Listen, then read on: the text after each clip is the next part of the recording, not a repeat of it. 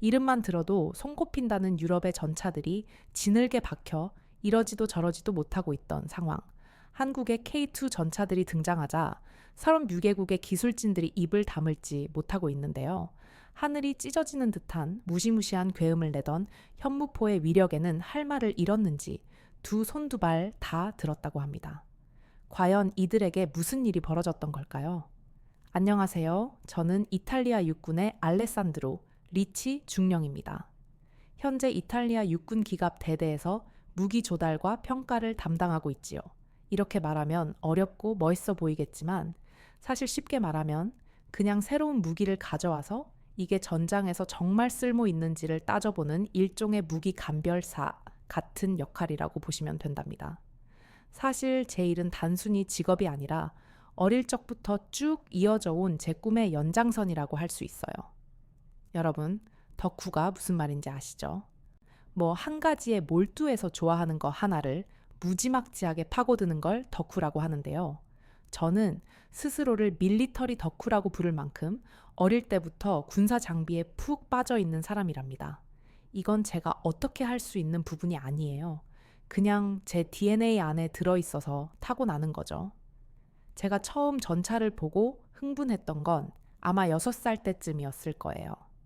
할아버지께서 저를 이탈리아 북부에 있는 전차 박물관에 데려가셨던 날이었죠. 거대한 강철 괴물이 눈앞에 서 있는 걸 보는 순간 제 머릿속에는 난 어른이 되면 이걸 조종해야겠다라는 생각만이 가득했답니다.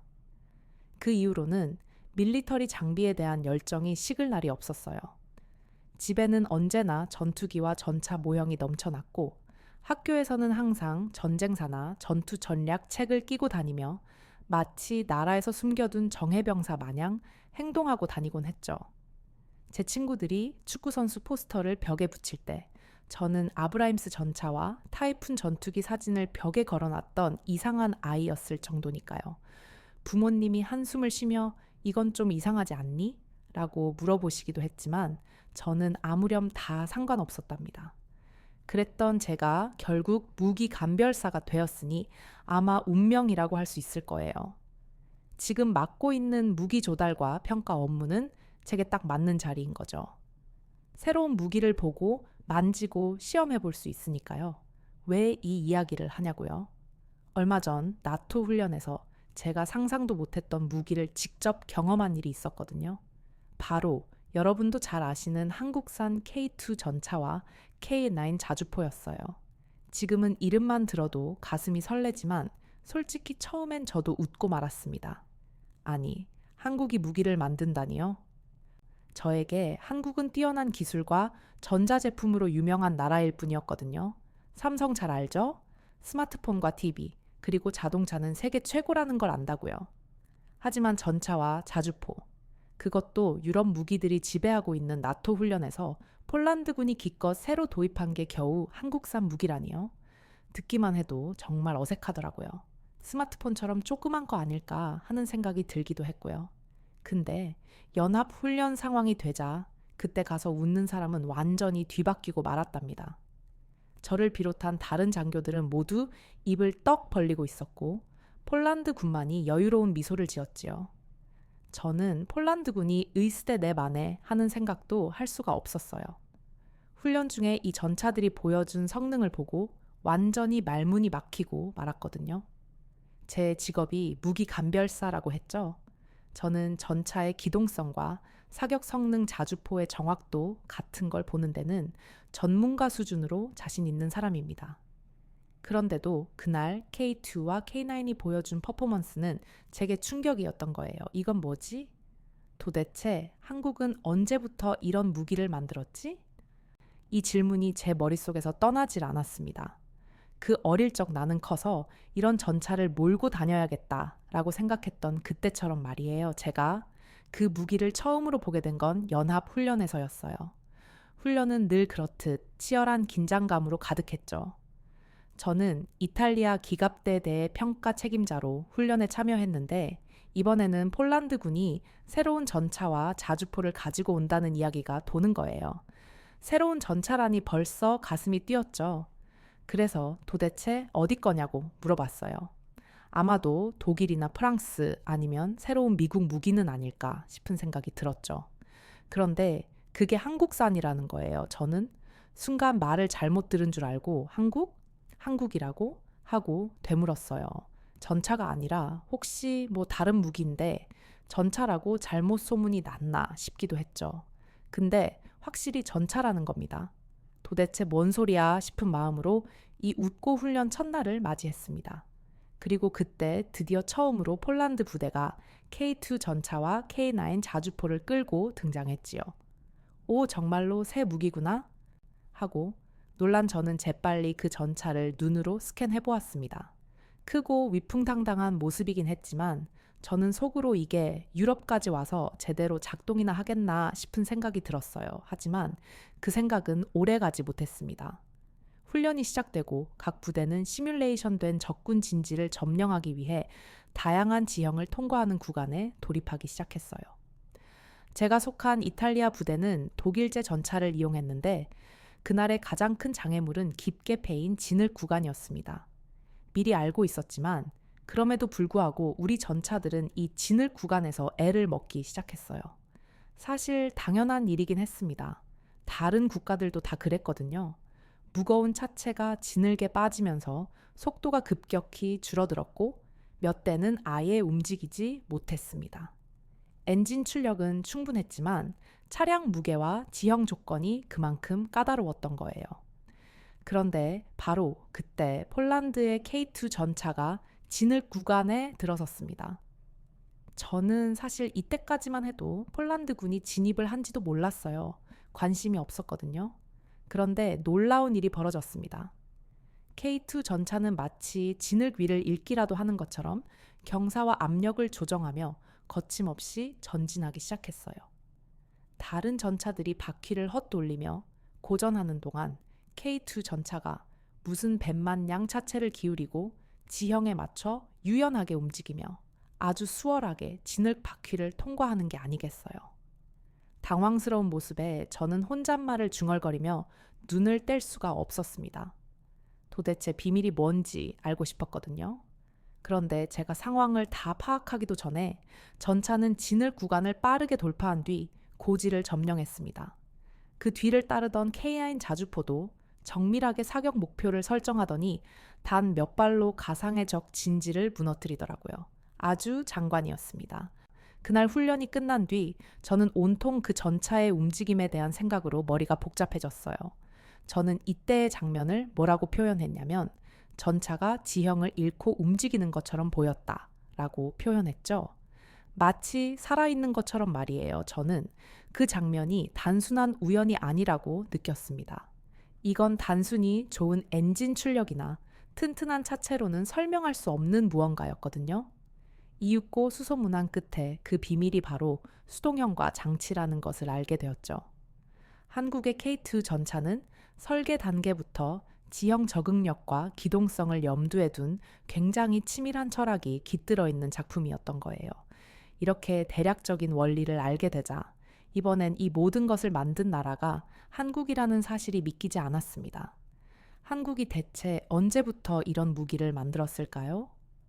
스마트폰처럼 단순한 기술력만이 아니라 실제 전장에서의 효율성을 고민한 흔적이 분명한데 말입니다. 그날 저는 나토 훈련에서 처음으로 한국산 무기를 본 사람으로서 충격과 감탄을 동시에 받았어요. 그동안 당연하게 여겼던 유럽 중심의 방산 시장이 이제는 아시아의 한 국가에 의해 흔들릴 수도 있겠다는 생각이 들기까지 했으니까요. 이후 저는 궁금증을 참을 수 없었습니다.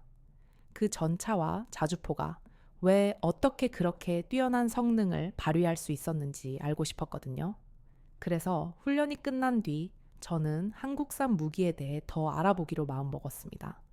집에 돌아오자마자 저는 컴퓨터 앞에 앉아 한국 KU 전차와 K9 자주포를 검색하기 시작했습니다. 처음에는 단순히 장비 성능만 보려고 했던 거였는데 그 과정에서 한국 방산산업 전반에 대한 이야기가 쏟아지더라고요. 당연히 눈이 돌아갔죠. 그 중에서도 제일 눈에 띄었던 건 바로 유튜브의 한 영상이었습니다. 제목은 2020 국군의 날씨가 행진이었어요. 국군의 날이라 그런 것도 있구나 싶어서 흥미를 느낀 저는 얼른 클릭해서 영상을 재생해 보았죠. 영상은 웅장한 기념식 장면으로 시작했습니다. 공군 전투기들이 창공을 가르고 거대한 전차들이 도열한 모습이 화면을 가득 채우고 있더군요.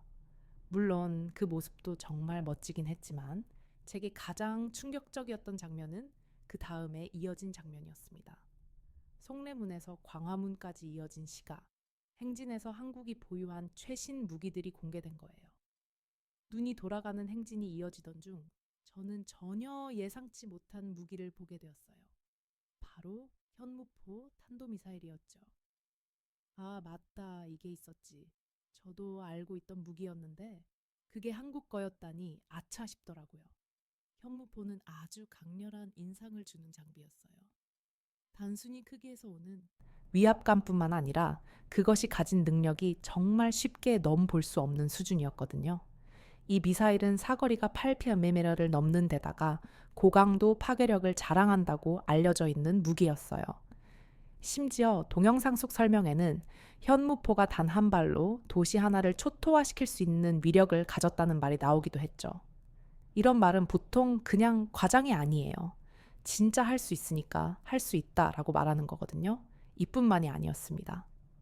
영상은 현무2와 현무3 같은 탄도미사일과 순항미사일의 성능도 설명하고 있었어요. 순항미사일은 목표물을 정확히 타격할 수 있는 정밀도를 자랑했죠. 창문을 겨냥해도 명중할 수 있다고 하니 그 정확도가 도대체 어느 정도일지는 상상도 되지 않더라고요. 그 순간 저는 이런 생각을 했어요. 그건 단순히 방어를 위한 무기가 아니다. 한국은 자주 국방을 넘어 글로벌 방산 리더로 자리 잡고 있구나 라는 생각 말이죠. 비단 미사일뿐만이 아니에요. K2 전차와 K9 자주포, 그리고 천무다연장 로켓 같은 무기들이 차례로 화면에 등장하며 각 장비의 특성과 성능을 보여주더라고요. 천무다연장 로켓은 무려 80km 떨어진 적을 초토화할 수 있는 화력을 가지고 있고 K9 자주포는 이미 세계 7개국 이상이 도입했다는 점 알고 계셨나요? 영상 속 한국의 군사 장비는 단순히 크고 강한 것이 아니라 효율성과 정밀도, 그리고 실전에서의 유연성까지 갖추고 있었어요. 각국의 방산 담당자들이 앞다투어 수입하지 않을 이유가 없는 거죠. 그 영상을 보고 나니 그동안 제가 얼마나 한국 방산 산업에 대해 무지했는지 실감이 나더라고요. 밀리터리 덕후라는 놈이 말이죠. 한국은 단순히 무기를 만들어내는 것이 아니라 전장에서 생존하고 승리할 수 있는 무기를 만들고 있었어요. 아니, 도대체 한국이 언제 이렇게 강력한 군사 강국이 된 건지, 왜 우리 이탈리아는 이렇게 강력한 파트너를 몰랐는지 어이가 없더군요. 그날 이후 저는 한국 무기에 대해 더 깊이 알아보고 싶은 마음이 간절해졌습니다. 이탈리아가 한국과 협력한다면 우리의 방위 전략이 굉장히 많이 바뀔 수도 있겠다는 생각이 들었어요. 다행히 얼마 지나지 않아 한국 방산업체가 나토 회원국 군 관계자들을 초청해 기술 세미나를 연다는 소식을 듣게 되었습니다. 와, 한국이 진짜 시장을 잘 읽는구나. 감탄하며 저는 곧바로 그 세미나에 참석하겠다고 신청했죠. 한국이 만든 무기를 직접 눈으로 보고 한국 기술진에게 직접 설명을 들을 수 있는 기회라니 이런 건 놓칠 수 없었으니까요. 마치 어릴 적 꿈꾸던 군사장비 박람회에 가는 듯한 마음으로 그 세미나에 참석했습니다. 세미나는 K2 전차와 K9 자주포의 설계 철학과 성능을 설명하는 세션으로 시작되었어요. 기술진의 첫 마디는 이거였습니다. 전장에서 승리하려면 강력한 무기만으로는 부족합니다. 사용하기 쉽고 현장에 적합한 무기가 필요하죠. 당연하지만 모든 장비의 근본이 되는 이야기였어요. 기술진은 K2 전차의 내부 설계를 보여주며 이 전차는 직관적인 설계와 자동화된 제어 시스템으로 조종사의 부담을 최소화한다고 말했어요. 부담을 최소화한다는 말이야 누구나 할 수 있는 말이었죠. 그런데 이어서 그러는 겁니다. 조종사가 아니더라도 30분만 배우면 기본적인 조작이 가능하다고 말이에요. 그들은 실제로 조작 패널을 시연하며 버튼 몇 개로 차체를 기울이고 기동 방향을 바꾸는 모습을 보여주기까지 했어요. 그들은 이 전차는 단순히 움직이는 강철 덩어리가 아니고 상황을 읽고 대응하는 데 최적화되어 있다고 설명했습니다. 그 모습을 지켜보며 저는 속으로 감탄했죠. 이 정도로 사용자 친화적이라니 정말 독특하다고 말이에요. 끝이 아니었습니다. 다음은 K9 자주포의 시연이 이어졌어요. 자동 사격 통제 시스템과 재장전 메커니즘이 소개되었고, 기술진은 한 번에 버튼 클릭으로 목표를 설정하고 사격 준비를 완료하는 과정을 보여주었어요. 사격 준비에 걸리는 시간은 단 몇 초였죠. 심지어 사격 후에는 자동으로 다음 목표를 계산해 재장전까지 완료된다는 거예요. 정말 멋지지 않나요? 저는 소름이 끼치는 걸 느꼈어요. 현장에서 이 시연을 지켜본 저는 자주포가 이렇게 효율적으로 작동할 수 있다는 사실에 또 한 번 놀랄 수밖에 없었답니다. 이어서 기술진은 한국 장비들이 겪은 혹독한 테스트 과정을 영상으로 보여주었습니다. 혹한 사막, 진흙, 눈 등 극한의 환경에서 전차와 자주포가 어떻게 성능을 유지하는지 다양한 조건에서 테스트한 장면이 영상으로 소개되었죠. 이 모든 환경에서 살아남는 것은 대단한 미션이 아니라고 하더군요. 그저 한국 방산의 기준일 뿐이라는 거예요. 한국은 극한의 환경에서도 문제가 발생하지 않도록 각 장비의 특수한 냉각 시스템과 히팅 시스템을 설계했다고 했습니다. 혹한에서는 엔진이 얼지 않도록 자체 히팅 시스템이 작동하고, 사막의 뜨거운 환경에서는 과열을 방지하기 위해 냉각 시스템이 작동한다고 하더군요. 전장에서의 생존을 최우선으로 둔 이 설계 철학이 저를 다시금 놀라게 하더라고요. 세미나의 하이라이트는 현무 사리즈 미사일과 천무다연장 로켓에 대한 설명이었습니다. 그들은 이 무기들이 단순히 강력한 화력을 갖춘 것을 넘어 전략적으로도 중요한 의미를 지닌다고 설명했죠. 한국의 대표적인 탄도미사일인 현무포는 단 한 발로도 도시 하나를 초토화시킬 수 있을 만큼 강력한 위력을 가지고 있고, 천무다연장 로켓은 80km 이상 떨어진 목표를 다수의 로켓으로 동시에 타격할 수 있다고 했어요. 연속 발사 시연이 이루어질 땐 저뿐만 아니라 모든 나토 관계자들도 변신 로봇을 본 어린아이들 마냥 감탄을 멈추지 못하며 박수를 치고 있었죠. 한국 기술진들은 천무다연장 로켓을 두고 움직이는 화력기지라고 표현을 했어요. 한 번의 발사로 수십 개의 목표를 동시에 타격할 수 있으니 그 파괴력과 정밀도는 현재 유럽에서도 대체하기 어려울 거라고 하더군요. 이건 근데 그냥 의스되는 게 아니라 정말 할 수 있으니까 하는 말 같았어요. 꽤나 멋지다군요. 세미나의 마지막으로 기술진은 K2 전차의 실전 정비 데모를 시연했습니다. 전차가 가상으로 고장이 난 상황을 보여주고 있었죠. 그들은 모듈화된 부품 교체 시스템을 통해 몇 분 만에 수리를 완료했어요. 한국 기술진들은 그들의 목표는 전장에서 장비가 멈추지 않게 하는 것이라고 설명했습니다. 고장이 날 수는 있지만 멈출 수는 없다는 거죠. 정비 과정이 몇 분 만에 끝나는 모습을 보며 저는 한국 장비의 효율성과 실용성의 깊은 인상을 받을 수밖에 없었어요. 세미나가 끝난 후 한 한국 기술진이 마지막으로 한 말은 이거였습니다. 우리는 무기를 만드는 것이 아니라 신뢰를 수출합니다. 저는 이 말에 감동을 받아 박수를 치고 말았어요.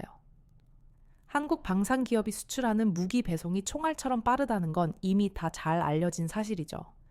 사실 그건 단순히 한국이 빠르다는 것만 보여주는 게 아니라 그들이 파트너와의 신뢰와 지속 가능한 관계를 무엇보다 중요하게 여긴다는 걸 보여주는 것이라고 저는 생각해요. 그날 저는 한국 방산 산업이 단순한 무기 제조를 넘어 글로벌 방산 파트너십의 새 지평을 열어가고 있다는 걸 느낄 수 있었습니다. 이때부터 한국산 장비는 제게 그저 새로운 무기가 아니라 앞으로의 군사협력의 중요한 축이 될 수 있겠다는 확신을 주는 존재가 되었어요. 한국은 단순히 강력한 장비를 가진 나라가 아니라 전 세계가 함께할 수 있는 신뢰받는 파트너라는 건 이제 부정할 수 없는 사실이 되었습니다. 한국 방산업체 주최 세미나가 끝난 후 저는 예전에 가지고 있던 생각과 완전히 다른 생각에 온통 지배당하고 말았어요. 한국산 장비가 유럽 장비보다 낫겠어?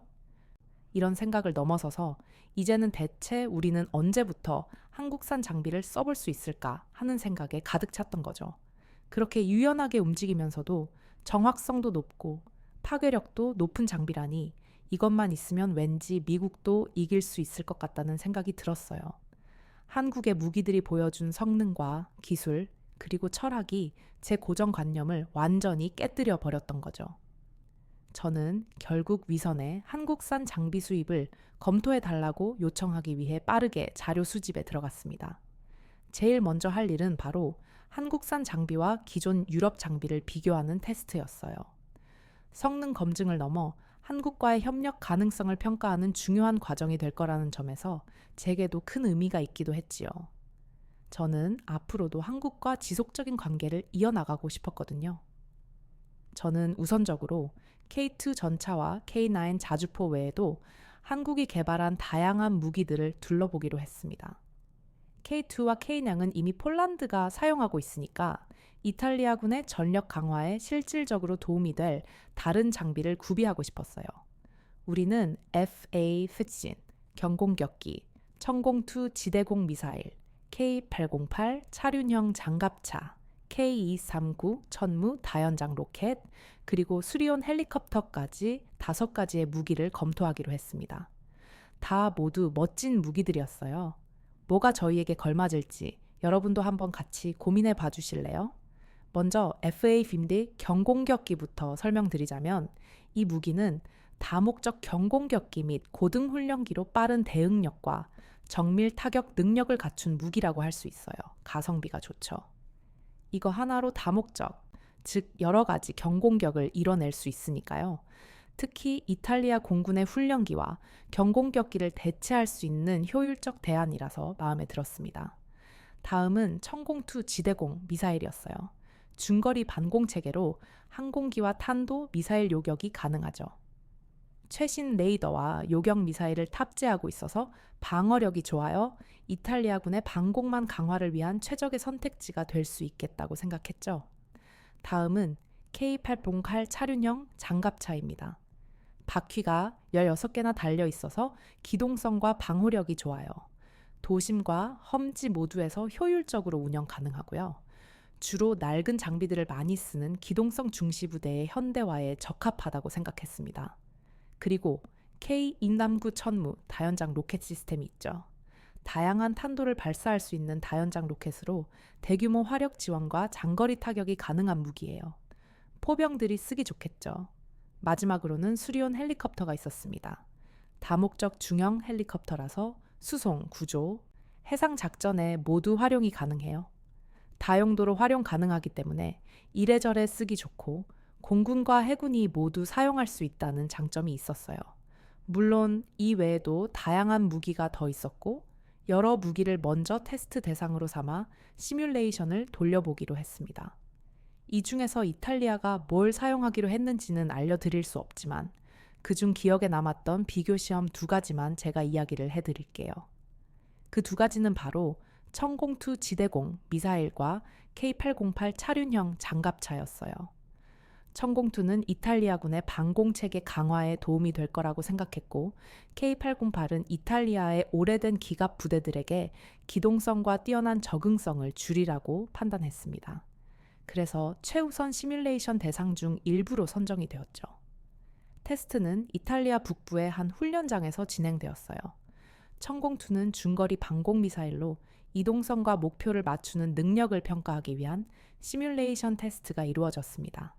그리고 K808 장갑차는 기동성과 방호력을 테스트하기 위해 험지, 도심 환경, 그리고 장애물 구간을 통과하도록 설정되었죠.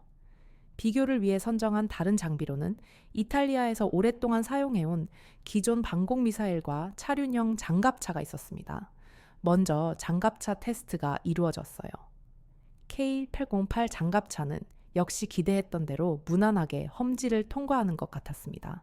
기존에 사용하던 장갑차도 힘겨워 보였지만 그래도 무사하게 테스트를 통과하는 것 같았어요.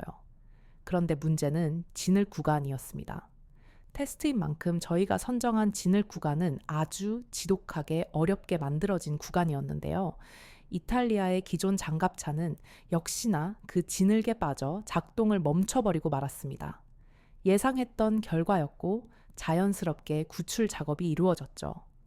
저는 여유롭게 K808 장갑차를 투입시켰습니다. 당연히 그냥 지나갈 줄 알았거든요. 근데 당황스럽게도 K808 장갑차의 차량 앞부분이 깊게 패인 구덩이에 빠지면서 한쪽 바퀴가 들린 상태로 멈춰버린 거예요. 이럴 리가 없는데 라고 생각한 저는 일단 시뮬레이션을 멈추지 않고 지켜보았습니다. 지켜보던 다른 평가자들도 당황한 듯한 모습이었죠. 그런데 그때 놀라운 광경이 벌어졌어요. K808이 독립적인 현가 장치를 이용해 각 바퀴의 높이를 조정하며 안정성을 유지했던 거예요. 차체가 순간적으로 기울어졌지만 자동 균형 시스템이 즉각 작동해 차량의 무게 중심을 재조정하더라고요. 이를 확인한 조정사가 차체를 기울이며 구덩이를 벗어나도록 지시하자 K808은 몇 초 만에 스스로 문제를 해결하며 빠져나왔습니다. 애써 놀라지 않은 척, 알고 있었던 척 고개를 끄덕였지만 저 역시도 놀라긴 매한가지였죠. 이 장면을 지켜본 참관인 중 한 명은 큰 소리로 말했어요. 다른 장갑차였다면 벌써 구조 장비를 불러야 했을 건데 정말 독특한 설계 구조라 가능한 일이라고 말이죠. 저는 속으로 동조하며 고개를 끄덕였습니다. 다음은 천공투 테스트였어요. 목표물 탐지와 요격은 기본이고 이번엔 가상의 적 한 공기가 높은 속도로 접근하는 시뮬레이션을 추가했습니다. 우리는 다 같이 예상 소요, 시간과 효과를 계산해둔 상태였어요. 기존 방공미사일 체계의 결과는 목표물을 탐지하고 요격 준비를 마치는데 시간이 더 걸리는 바람에 아슬아슬하게 예상 시간을 맞춘 정도였죠. 그래도 뭐 나쁘진 않았기 때문에 생각보단 괜찮네 라는 호응이 나왔습니다. 하지만 이어지는 그 다음 천공투의 시운전이 그 호응을 무색하게 만들었죠. 최신 레이더와 통합 시스템을 통해 적의 위치를 더 빠르게 탐지하고 요격 미사일을 발사했어요. 가상의 적미사일을 요격하는 추가 시뮬레이션에서도 천공투는 높은 정확도로 목표물을 명중시켰죠. 이 장애 코스를 만든 저희가 민망해질 정도로 순식간에 말이죠. 심지어는 테스트 중 한순간 적의 항공기가 방향을 바꾸며 요격이 어려운 상황을 연출했지만 천공투는 즉각적으로 새로운 경로를 계산해 요격을 성공시키기까지 했습니다. 현장에서 보던 기술진들은 이건 그냥 미사일이 아니라 하나의 방공 시스템이라며 극찬을 아끼지 않았어요. 평가자들은 절 보며 한국 무기를 왜 테스트하자고 했는지 알 것 같다고 엄지손가락을 치켜 세워주다군요. 어깨가 으쓱해졌습니다. 테스트가 끝난 후 우리는 데이터를 분석하며 다음과 같은 결과를 결론으로 적어 넣었어요. K808 장갑차는 기존 이탈리아 장갑차에 비해 기동성과 안정성이 뛰어났으며 독립형과 장치를 통한 장애물 극복 능력에서 압도적 우위를 보였다. 천공투 미사일은 탐지 속도, 요격 정확성, 이동성과 배치 속도에서 이탈리아의 기존 방공 미사일을 크게 능가한다 라고 말이죠. 한국은 우리의 새로운 가능성을 열어주는 파트너가 될 것이라는 각주를 추가해서 말입니다. 결과적으로 어떤 무기를 들이자고 보고서에 올렸는지 또 어떤 무기를 언제 들여올 것인지는 밝힐 수 없지만 천공투와 K808이 각각 이탈리아군의 방공 능력과 기동 전력을 혁신할 가능성을 보여줬다는 사실만큼은 자신 있게 말씀드릴 수 있습니다. 무엇보다도 한국 방산 장비는 단순히 강력한 성능을 넘어 전장에서 생존하고 적응할 수 있는 무기라는 점을 다시 한번 증명했다는 점을 말씀드리고 싶어요. 위험천만한 상황에서도 K808이 보여준 적응력, 천공투의 놀라운 요격 능력은 이탈리아군이 새로운 방위 전략을 세우는 데 있어 중요한 영감을 주었거든요. 제게도 꽤나 특별한 경험이 되었습니다.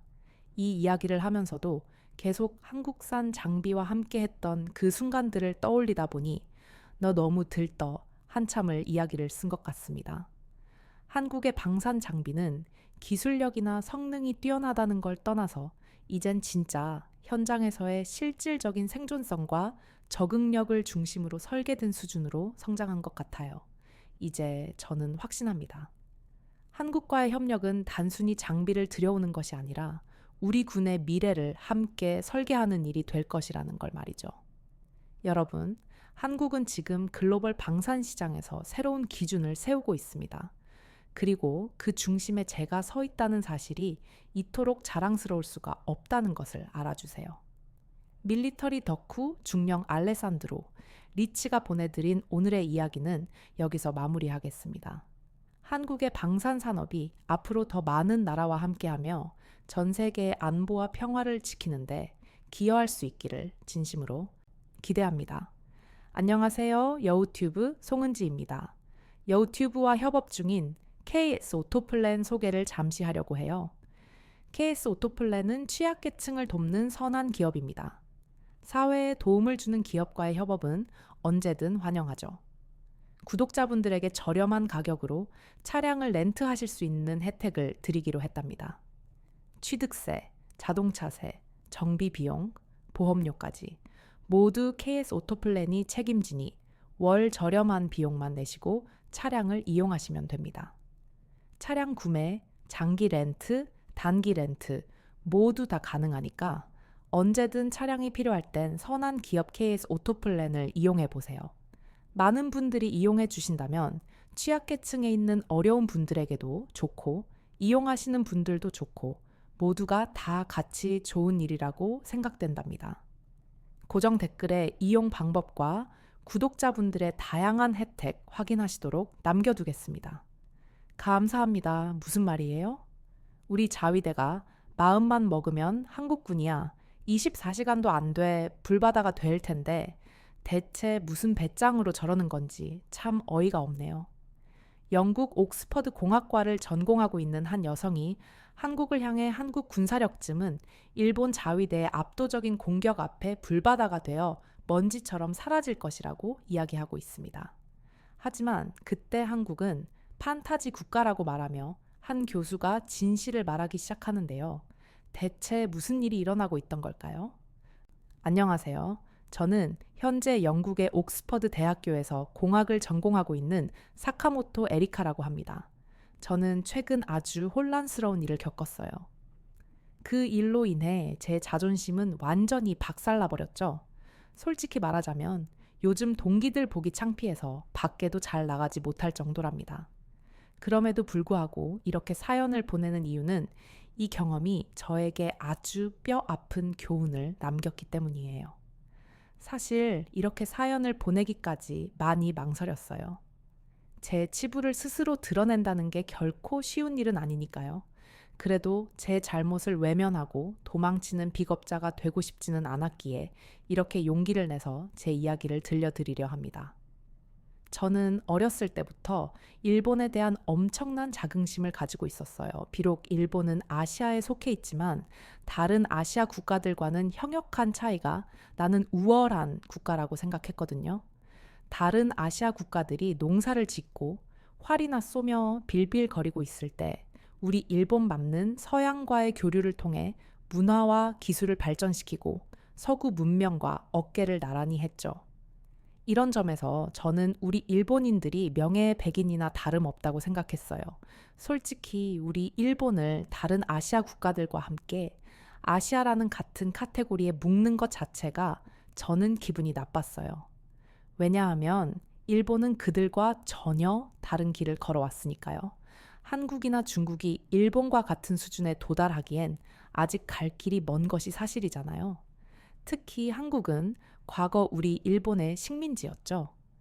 요즘 전 세계 사람들이 한국 문화를 조금 좋아해 주니까 꼴 같지 않게 콧대 높게 구는데 사실 한국을 근대 국가로 발전시켜 준 건 일본이잖아요.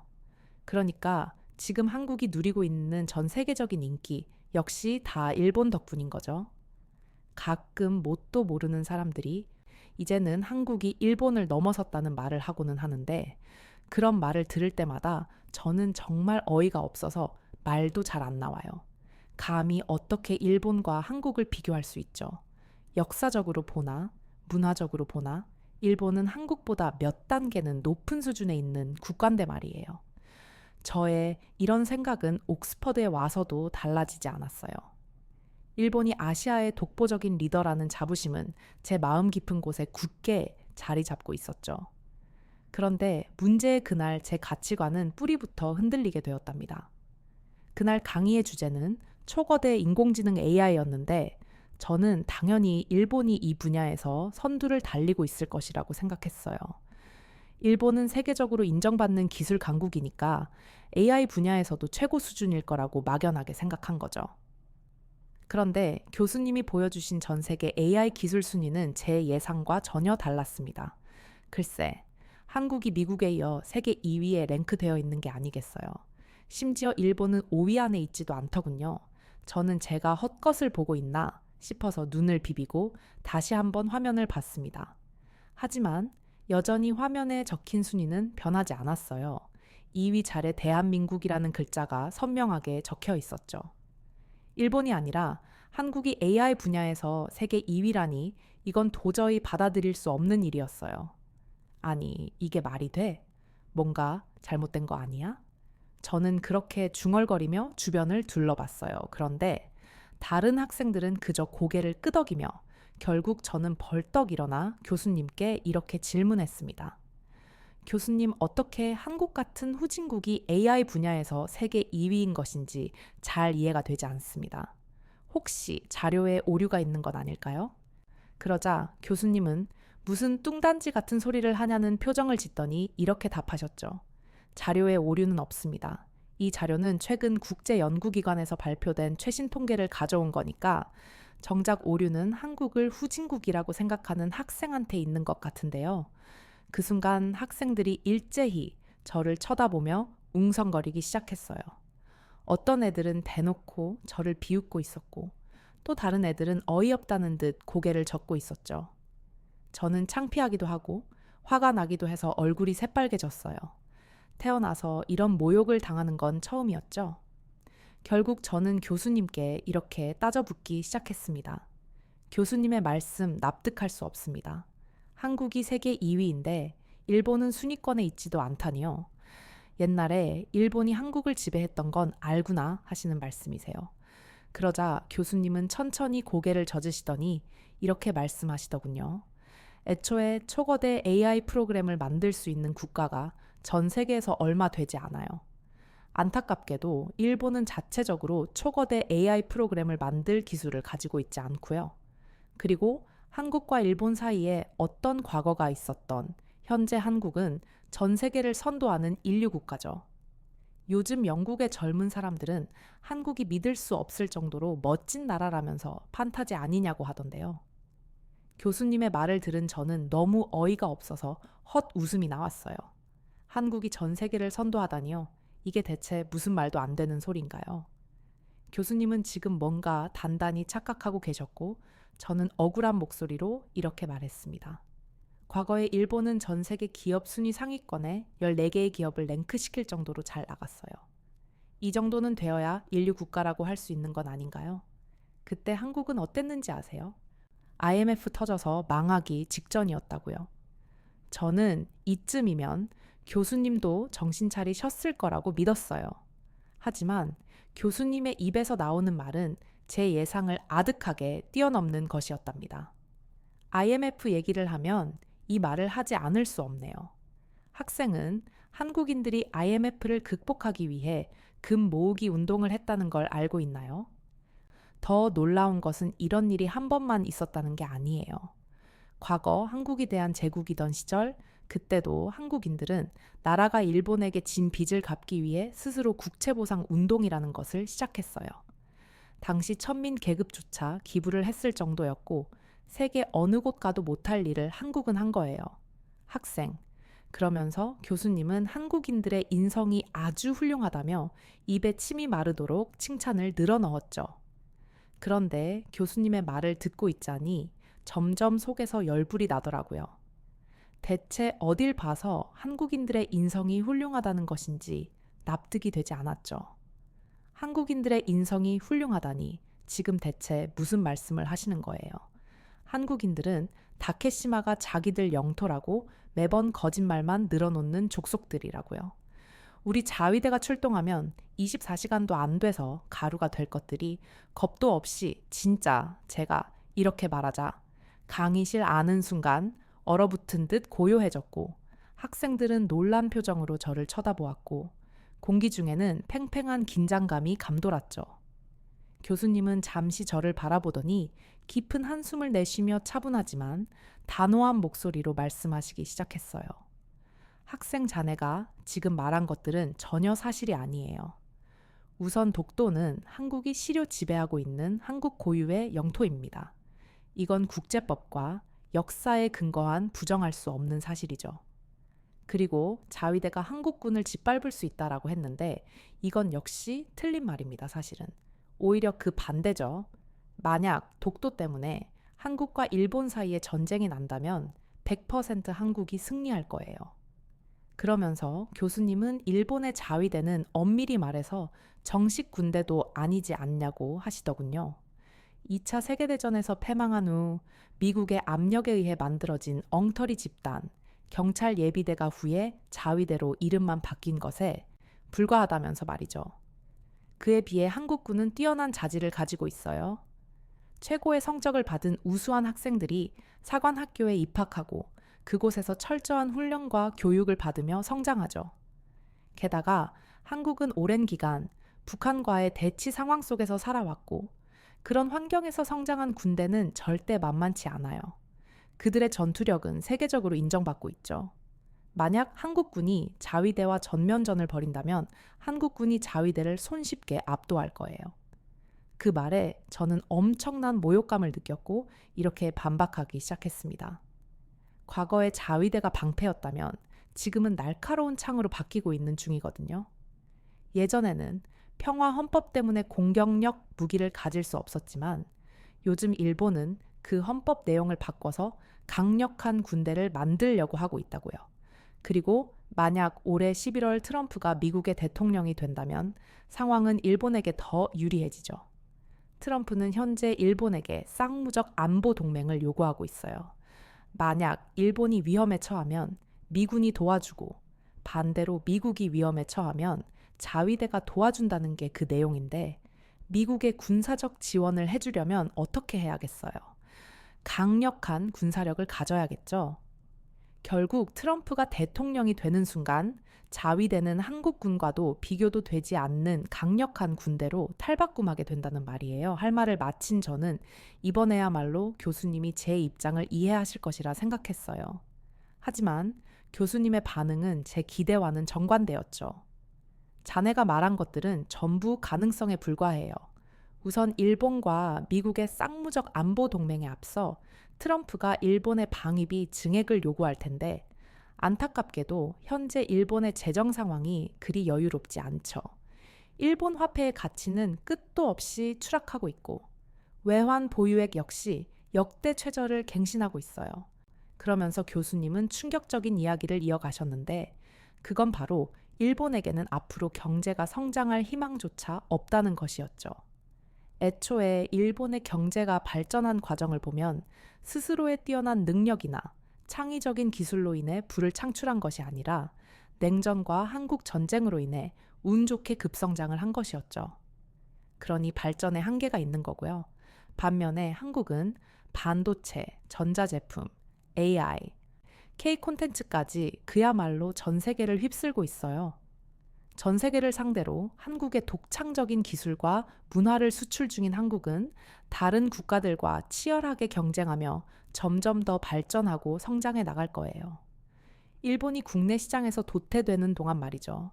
저는 교수님의 폭격과도 같은 말들의 정신이 다 혼미해질 지경이었어요.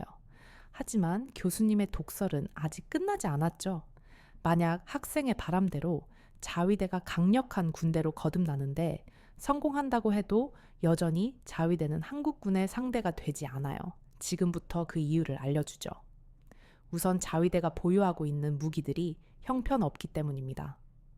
자위대는 대체로 일본이 자체 생산한 무기를 사용하는데 이 무기들은 어린애들 장난감 수준에 불과해요. 일본은 평화 헌법 때문에 타국의 무기를 수출할 수 없었고 결국 일본의 무기 회사들은 정부의 보조금이나 타먹으며 무기를 대충 만들었죠. 그 결과 자위대는 제대로 작동하지 않는 무기를 갖게 된 거예요. 심지어 2021년에는 일본의 최신의 초기기 P1이 첫 비행 후 착륙 중에 활주로를 벗어나는 사고도 있었어요. 교수님의 말이 계속될수록 저는 꼭 나락으로 떨어지는 기분이었어요. 제가 그토록 자부심을 가지고 있던 일본이 이런 형편없는 평가를 받다니 마음이 찢어질 것만 같았죠.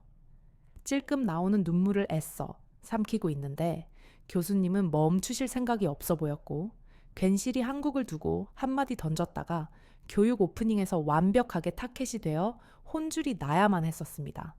반면에 학생 잘 들어요. 한국군은 최첨단 무기를 보유하고 있지요. 대표적으로 탄도미사일 현무 시리즈가 있어요. 세계 최고 수준을 자랑하는 이 미사일은 일본 전역을 사정권에 넣을 수 있는 괴물 같은 무기죠. K9 자주포 역시 대단한 능력을 가지고 있는데 기동성과 화력 그리고 정확성 면에서 이 자주포가 세계에서 가장 우수하다고 평가받고 있어요. 마지막으로 한국은 전자기파를 방출해 적의 모든 전자장비를 무력화시키는 EMP탄도 개발했죠. 만약 실제 전투에서 한국이 이 무기를 사용한다면 자위대의 통신과 지휘 체계는 단숨에 마비될 거예요. 그런데 이 모든 한국의 무기가 세계에서 우수함으로 인정받고 있다는 거죠. 그런데 말이죠. 학생 일본은 대체 뭐가 있는 거죠? 자위대가 한국과 전면전을 치르면 24시간 만에 불바다가 돼서 먼지가 된다는 생각은 학생이 일본을 사랑하는 마음에 그냥 나온 말이라고 믿겠어요. 교수님의 말에 저는 뭐라 대꾸할 말을 찾지 못하고 눈만 대굴대굴 굴리고 있었죠. 그때 저와 같은 일본인인 하루키가 조용히 작은 쪽지 하나를 내밀었어요. 거기에는 해군이라는 단어가 쓰여 있었죠. 그러고 보니 어디선가 자위대의 해군이 한국의 해군보다 훨씬 강력하다는 말을 들은 것 같았어요. 저는 언제 기죽어 있었냐는 듯 금방 자신감을 되찾고 이렇게 말하기 시작했죠. 다른 건 몰라도 해상 자위대가 한국의 해군은 이길걸요. 일본의 해상 자위대는 아시아에서 가장 강력한 무력을 보유하고 있다고 알고 있거든요. 수십 척의 구축함과 잠수함 거기에 이지스함까지 갖추고 있으니까 해상에서의 전투라면 한국 해군이 자위대를 당해낼 수 없을 거예요. 저는 이번에는 정말 교수님을 이긴 것 같다는 생각이 들었어요. 하지만 교수님의 표정은 여전히 차분했죠. 이윽고 교수님의 입이 열렸고 저는 다시 한번 충격에 빠지게 되었답니다. 학생 정말 한심하군요. 해상 자위대가 강력하다는 건 어느 정도 사실이에요. 하지만 한국 해군에게는 세종대왕함이 있어요. 세종대왕함은 단순한 전투함이 아닌 떠다니는 방공기지나 다름없어요. 이 함은 세계에서 가장 강력한 이지스 시스템과 함께 최첨단 미사일도 보유하고 있어서 적들을 추적한 다음 한꺼번에 박살낼 수 있죠. 게다가 한국은 세계 시장에서 가장 앞서가는 조선 기술을 보유하고 있어요. 그리고 이 뛰어난 기술력으로 만든 최첨단 전투함들이 바로 한국 해군의 핵심 전력이죠. 자, 이래도 해상 자위대가 한국 해군의 상대가 될 수 있을 거라고 생각하나요? 그리고 학생은 역사를 좀 배워야겠네요. 일본이 바다에서 한국을 이겼던 적이 있나요? 무지성 자신의 나라를 칭송하기보다 진실을 배우는 노력을 하세요. 학생 그 말을 듣는 순간 저는 당혹감을 감출 수 없었어요. 그동안 아시아 최강이라고 믿어왔던 해상 자위대마저 한국 해군에게 밀린다는 생각에 제 자존심은 산산이 부서지는 것 같았습니다. 그때 교수님은 마치 쐐기를 박듯 이렇게 말씀하셨습니다. 한국은 해군도 강하지만 육군은 무시무시하게 강력해요. 만약 한국 육군이 일본 본토에 상륙한다면 일본은 정말로 지옥을 경험하게 될 거예요. 지금부터 한국 육군의 강함을 설명해 줄게요. 먼저 한국 육군은 최신 장비와 무기를 사용하고 있어요. 세계 최강의 전차인 K2, 흑표 전차와 K-21 보병 전투차는 뛰어난 방어력과 기동성을 자랑하며 한국 육군의 전투력을 뒷받침하고 있죠. 게다가 한국은 짧은 시간 안에 수십만 명의 병력을 소집할 수 있어요. 이건 일본이 상상조차 할 수 없는 규모의 군사력이죠. 그러면서 교수님은 전 미국 합참 의장인 마크 밀리 장군도 한국 육군을 보고 감탄했다고 했어요. 마크 밀리 장군은 한국군을 향해 세계에서 가장 잘 훈련되고 가장 강력한 군대라고 평가했다고 하더군요. 그 말을 들으면서 저는 더 이상 반박할 말을 찾을 수 없었어요. 한국 육군이 보유한 강력한 장비와 뛰어난 전술, 그리고 대규모 병력 앞에서 일본이 얼마나 무력한 존재인지 깨닫게 된 순간이었죠. 그렇게 저는 전의를 상실하고 다리에 힘이 풀려 자리에 앉고 말았어요. 그런데 바로 그때 해군이라는 쪽지를 건네준 하루키가 벌떡 일어서더군요. 깜짝 놀라서 쳐다보니 하루키의 얼굴은 분노로 화가 잔뜩 난 상태였어요. 하루키는 숨을 깊게 쉬며 당장이라도 폭발할 것 같은 표정으로 교수님을 노려보고 있었죠. 하루키도 일본인이니 저처럼 일본에 대한 자부심을 가지고 살았을 텐데 그게 산산조각나니 견딜 수 없었던 것 같아요. 강의실 안에는 다시 팽팽한 긴장감이 감돌기 시작했고 모두가 흥미롭다는 얼굴을 하고 하루키가 무슨 말을 할지 지켜보고 있었죠. 그때 하루키의 입에서 공격적인 말이 쏟아져 나오기 시작했습니다. 교수님, 한국군이 강하다는 것은 잘 알았습니다. 하지만 그렇다고 해서 다케시마를 불법 점유하고 있는 한국을 가만히 내버려 둘 수는 없는 것 아닙니까? 우리 일본과 자위대는 한국 다위에게 겁먹지 않고 당당하게 조국의 영토를 지킬 것입니다. 일본의 자존심과 명예를 걸고 말이죠. 하루키의 말을 들은 교수님은 심각한 표정을 지으시더니 이렇게 물으시더군요. 지금 그 말은 전쟁을 일으켜서라도 독도를 빼앗겠다는 건가요? 그러자 하루키는 못할 것도 없다고 답했고, 그와 동시에 교수님은 깊은 탄식을 하시더니 이렇게 말씀하시기 시작했습니다. 거기 일본인 학생들은 한국에게 굉장히 불만이 많은 모양이군요. 대체 가만히 있는 한국을 왜 들 못 살게 구는 거죠? 현재 한국이 독도를 실효 지배하고 있는 상황에 일본이 독도를 빼앗아갈 수 있는 방법은 크게 두 가지가 있어요. 하나는 국제사법재판소에 가서 CCBB를 가리는 것인데 바보가 아닌 이상 한국이 여기에 응할 리 없으니 이 방법은 없는 것이나 마찬가지이고, 다른 하나가 전쟁을 일으켜서 무력으로 독도를 빼앗는 것인데 만약 일본이 자위대를 대동해 독도를 공격하는 순간 무슨 일이 벌어지는지 알아요? 교수님의 질문에 하루키는 선뜻 뭐라 답하지 못했습니다. 저 역시 그저 다케시마를 빼앗아 오고 싶다는 욕심을 가지고 있었을 뿐 그 뒤에 일은 생각하지 않고 있었죠. 그때 교수님께서 무시무시한 말씀을 하기 시작했습니다. 일본은 바로 국제사회에서 매장될 겁니다. 국제사회는 즉시 한국 편에 설 것이고 일본은 바로 고립되겠죠. 게다가 일본은 2차 세계 대전에서 수많은 희생자를 만든 전범국인데 그런 국가가 다시 한번 평화를 깨는 행동을 저지른다. 그건 자멸하겠다는 말과 같죠. 이어서 교수님은 일본이 국제사회로부터 모든 신뢰를 잃고 경제적으로 또 외교적으로 고립될 것이라 경고하셨고, 저는 머릿속으로 조용히 그 상황을 상상해 보았어요. 섬에 고립된 채 외부와의 교역이 끊기고 필수 자원을 얻지 못해 서서히 말라 죽어가는 일본 사람들의 모습이 선명하게 그려지더군요. 눈앞에 펼쳐진 그 끔찍한 상상은 너무도 현실적이어서 저도 모르게 몸이 떨리기 시작했습니다. 그동안 저는 자위대만 강력해지면 그 힘으로 모든 것을 해결할 수 있을 거라고 생각했지만 그게 얼마나 어리석은 착각이었는지 깨닫는 순간이었어요. 그때 아직 정신을 차리지 못한 하루키가 이렇게 말하더군요.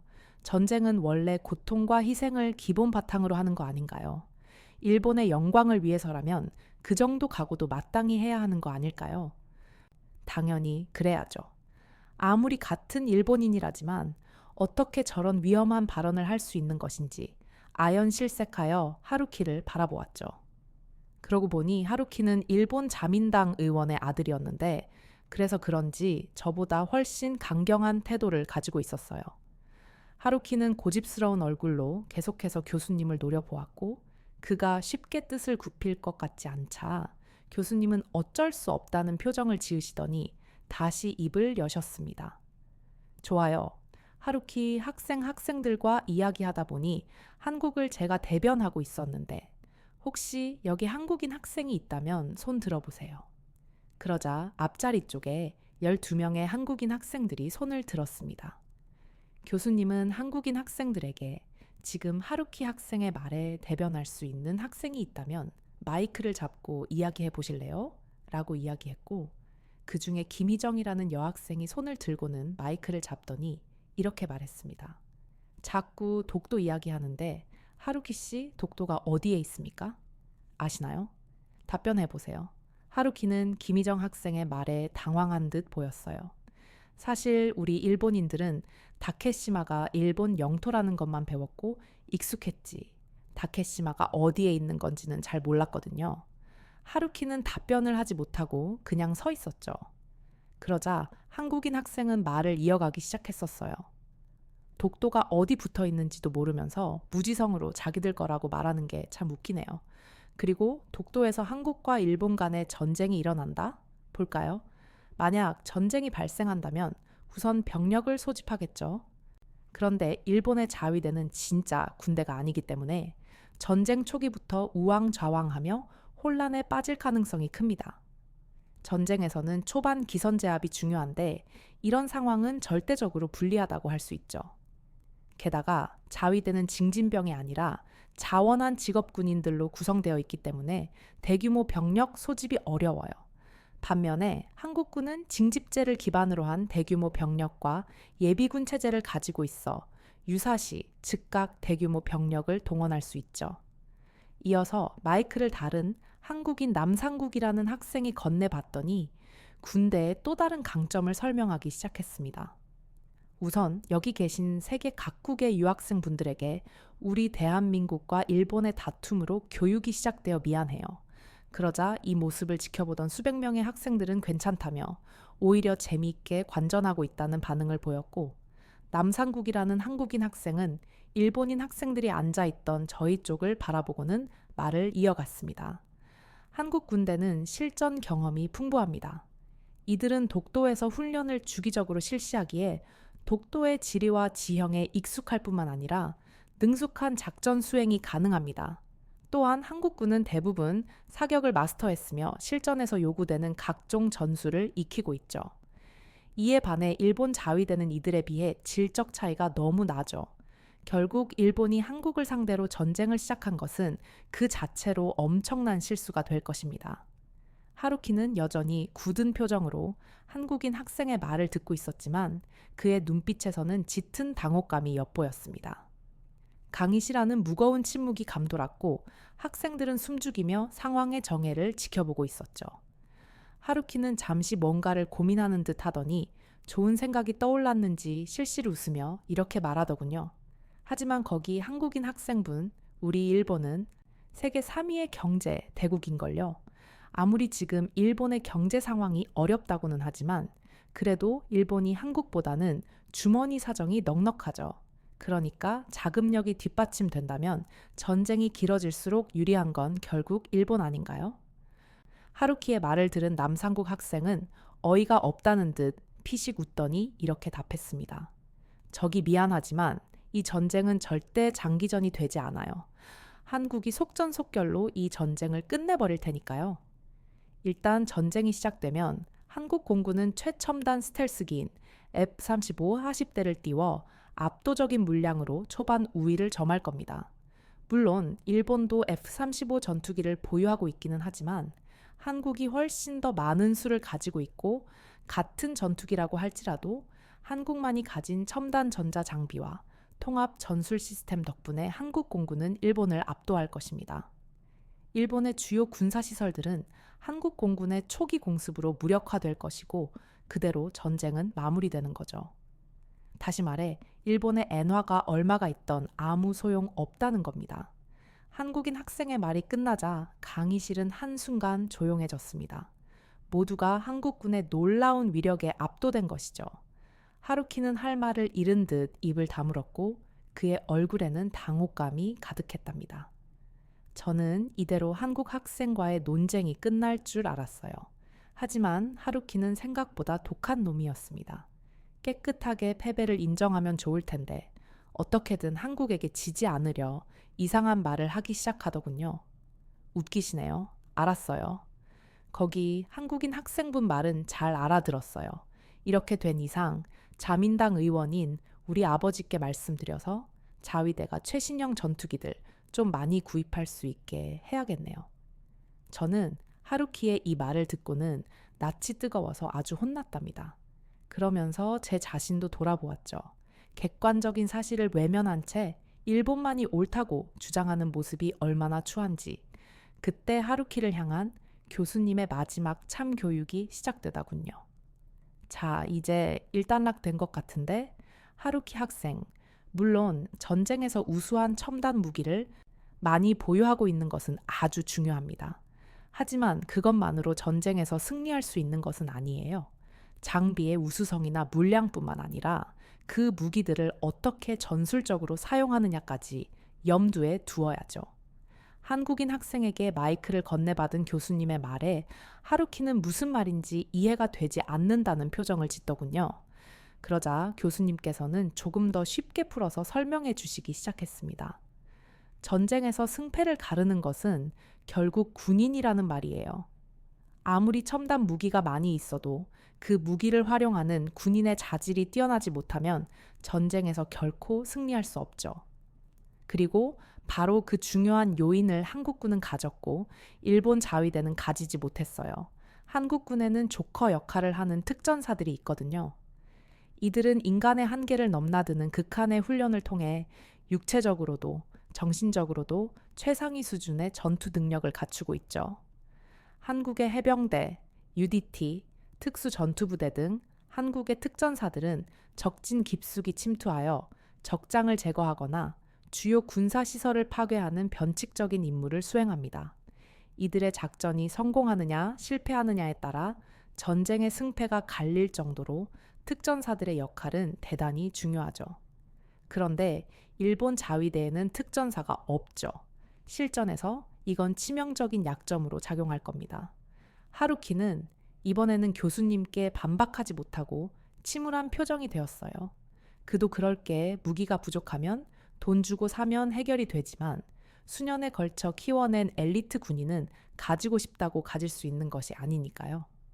실제로 한국은 이번 파리올림픽에서 양궁, 사격 등 초점을 맞추고 정확한 관역에 명중시키는 종목을 모두 휩쓸었습니다. 한국의 DNA가 있다는 거죠. 그런데 수년을 훈련한 특전사라 말 다 한 거죠. 결국 하루키는 자신의 패배를 인정할 수밖에 없었어요. 그날 오후 강의가 끝나자마자 하루키는 서둘러 짐을 챙겨 강의실을 빠져나가 버렸고 저는 도망치듯 강의실을 떠나는 그의 뒷모습을 보며 복잡한 기분이 들었습니다. 사실 저 역시 마음이 편하지만은 않았어요. 언제나 자랑스럽기만 했던 내 나라가 사실은 그렇게 대단치 않았다는 것을 알게 되었는데 어떻게 괜찮을 수 있겠어요. 엄청 충격적이고 당황스러웠죠. 자존심이 상해서 마음이 무겁기도 했어요. 그런데 한편으로는 뭔가 알을 깨고 나온 듯 상쾌한 기분도 들었어요. 진짜 세상을 알게 된 기분이랄까요? 지금까지는 아주 좁은 세상에서 제가 믿고 싶은 것만 믿으며 살아왔었는데 오늘에 와서야 교수님 덕분에 세상을 더 올바른 시각으로 보게 된 것 같아요. 이제는 더 객관적이고 냉철하게 세상을 바라보려고 합니다. 어쩌면 이 깨달음이 옥스퍼드에서 얻어가는 가장 큰 수확이 될지도 모르겠네요. 이제 이 긴 글을 마무리하며 여러분께 한 가지 부탁을 드리고 싶은데요. 생각해 보니까 저는 이제까지 살면서 한국인 친구를 사귀어 본 적이 없더라고요. 물론 여러분께서 보시기에 못나고 부족하게 느껴지시겠지만 그래도 괜찮으시다면 저와 친구가 되어주지 않으실래요? 위기가 닥치면 더 단단해지고 식민지 시절과 전쟁의 폐허를 넘어 첨단 기술의 선두주자로 우뚝 서고 문화로 전 세계의 사랑을 받는 대단한 한국인들을 조금 더 가까이서 알아가고 싶어요. 솔직히 사연을 보내야 하나 말아야 하나 고민을 엄청 많이 했는데 해외 사람들도 많이 보고 한국인 분들도 많이 본다는 이야기를 듣게 되어서 용기 내어 이렇게 사연을 보냈습니다. 그리고 가만히 있는 한국을 자꾸 들먹여 죄송합니다. 네, 오늘 사연 여기까지인데요. 뒤늦게라도 뭔가 반성하는 것 같은 모습을 보여줘서 다행이라는 생각이 드네요. 그러게 가만히 있는 한국을 왜 건드려서 이 사달을 만드셨나요? 앞으로는 그러지 않으셨으면 좋겠어요. 자, 그럼 오늘 사연 어떻게 들으셨나요? 사연이 재밌으셨다면 구독과 좋아요 부탁드리고요. 저는 사연을 전달해 드렸던 여우튜브 송은지였습니다. 끝까지 시청해 주신 분들 모두 고맙습니다. 더 좋은 영상으로 돌아올게요. 우리 구독자분들 모두 감사하고 늘 사랑합니다.